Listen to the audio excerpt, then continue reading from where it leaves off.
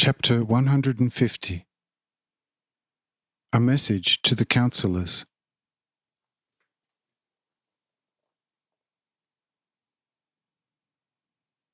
But one of the 1,000 council members rose and walked up to the 10, bowed according to the court's custom before them, and said, "Mighty emissaries from a probably unknown prince and lord of all fire-breathing mountains, of which there are a large number around us. Come closer. Yes, come to our centre, and relieve yourself of your mission to us. For behold, the room is large and we are many. Therefore you have to stand pretty much in the middle of the room, so that we all can hear your certainly respectable speech quite well. For we are great friends of good speeches, and also want to obey everything that we recognize as good.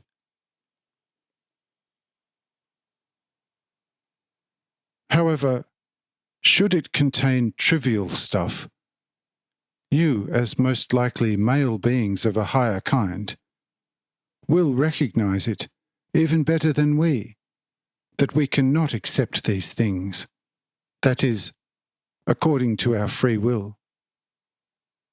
Sure, with your terrible power as beings of a higher kind, you can force us, but thereby you have achieved little or nothing, and also we have gained nothing by your extraordinary mission. And thus be so kind to present your speech there in the middle, since we all, including the king, have predisposed our ears to your words, and expect from such extraordinary beings as you are, with the fullest right, something extraordinary."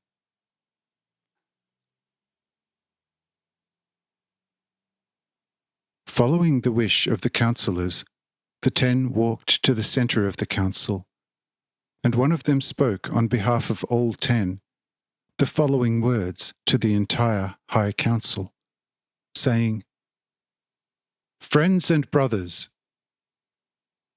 if you think back to your fathers, you must confess that they are all in all descendants of Adam, and were actually children of God during the days when Lamech, a contemporary of the still living Lamech from the heights, as a blasphemous one, cruelly ruled the people of the depths in this city.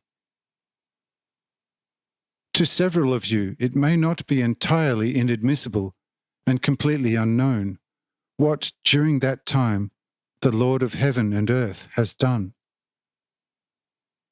By firstly destroying some follies of the heights, and then cleansing the depths of all the filth of the ancient, evil serpent, which is certainly not entirely unknown to you. Furthermore, you will know how your fathers have left the pure, by God so highly blessed mountains, and have moved down to the increasingly impure becoming depths, while the still living high priest Lamech of the heights have sufficiently shown to them how ungrateful, unworthy, and mischievous such undertaking is to God, their Holy Father.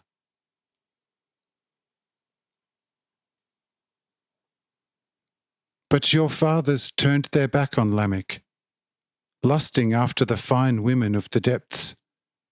They left in droves, some even leaving their wives and children behind on the heights. This is an undeniable fact. You can confirm it with 1,000 still living witnesses if you do not want to believe us. But you are now the children of God on the heights.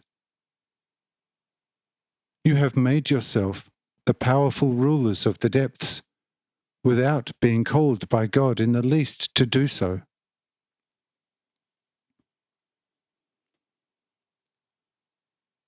The rightful king Uraniel you have first seduced then crushed and killed. His sons you had whipped once, and another time mocked, when they tried to remind you about God. Instead of the commanded opening of the temple of the Lord, you only have created a miserable city police, and have already introduced idolatry on a wide scale, and have banned faith in the one true God, and have burdened the people with the most despicable taxes. Say, and judge for yourself, what reward have you thereby earned from the eternal true God and Lord? Speak now. We want to listen to you with all patience. And if you have finished speaking, we then will continue to talk to you. Therefore judge and speak. Amen.